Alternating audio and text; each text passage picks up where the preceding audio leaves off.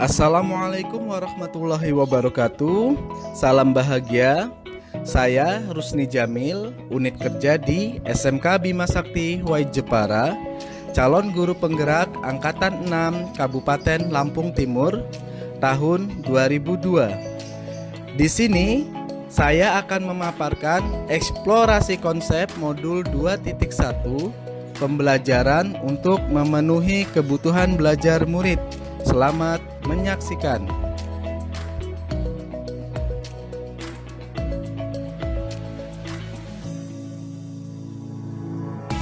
Menurut Tomlinson, pembelajaran berdiferensiasi adalah usaha untuk menyesuaikan proses pembelajaran di kelas untuk memenuhi kebutuhan belajar individu setiap murid.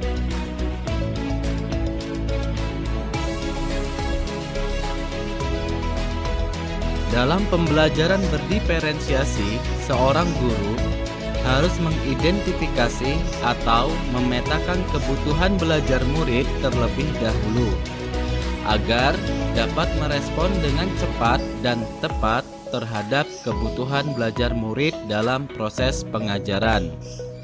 Tomlinson mengkategorikan kebutuhan belajar murid berdasarkan 3 aspek. Yang pertama, kesiapan belajar murid. Kedua, minat murid. 3, profil pelajar murid.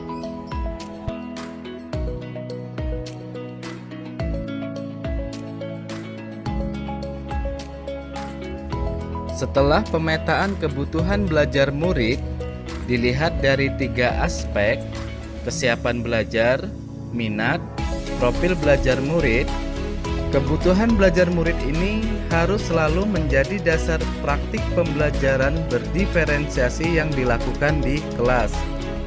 Strategi yang bisa dilakukan berdasarkan hasil pemetaan tersebut adalah 1. Strategi diferensiasi konten. 2. Strategi diferensiasi proses. 3. Strategi diferensiasi produk.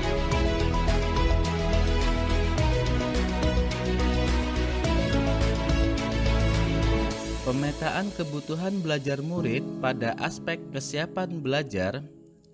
Kesiapan belajar dapat diartikan sebagai sejumlah tingkat perkembangan yang harus dicapai oleh seseorang untuk menerima pelajaran baru. Tomlinson mengatakan bahwa merancang pembelajaran berdiferensiasi mirip dengan menggunakan tombol equalizer pada stereo. Untuk mendapatkan kombinasi suara terbaik, kita perlu menggeser-geser tombol equalizer terlebih dahulu. Sama halnya pada saat mengajar di kelas, perlu menyesuaikan tombol dengan tepat untuk berbagai kebutuhan murid. Kombinasi yang tepat akan menyamakan peluang murid untuk mendapatkan materi, jenis kegiatan, dan menghasilkan produk belajar yang tepat di kelas. Tombol-tombol dalam equalizer tersebut mewakili beberapa perspektif kontinum yang dapat digunakan untuk menentukan tingkat kesiapan murid.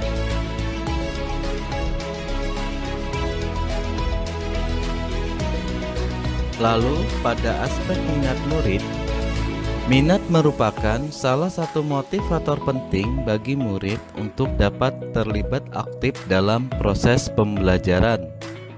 Tomlinson mengatakan bahwa tujuan melakukan pembelajaran yang berbasis minat diantaranya adalah sebagai berikut. 1. Membantu murid menyadari bahwa ada kecocokan antara sekolah dan kecintaan mereka sendiri untuk belajar. 2. Mendemonstrasikan keterhubungan antar semua pembelajaran. 3. Menggunakan keterampilan atau ide yang dikenal murid sebagai jembatan untuk mempelajari ide atau keterampilan yang kurang dikenal atau baru bagi mereka. Dan terakhir, meningkatkan motivasi murid untuk belajar.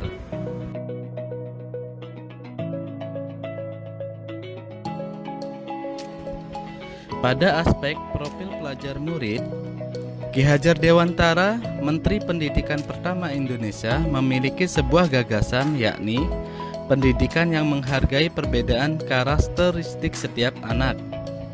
Dalam bukunya Pusara yang terbit pada tahun 1940, Ki Hajar Dewantara menyatakan tidak baik menyeragamkan hal-hal yang tidak perlu atau tidak bisa diseragamkan. Beliau berpendapat perbedaan kemampuan, bakat, hingga keahlian harusnya difasilitasi dengan baik. Menurut Tomlinson, ada banyak faktor yang dapat mempengaruhi pembelajaran seseorang. Yang pertama, ada lingkungan. 2, pengaruh budaya. 3, gaya belajar murid. Dan gaya belajar murid ini terdapat beberapa. 1, visual. 2, auditory. 3, kinestetik. Menurut Joseph dan kawan-kawan, membedakan siswa berdasarkan profil belajar akan memberikan kemampuan kepada siswa untuk belajar secara natural dan efisien.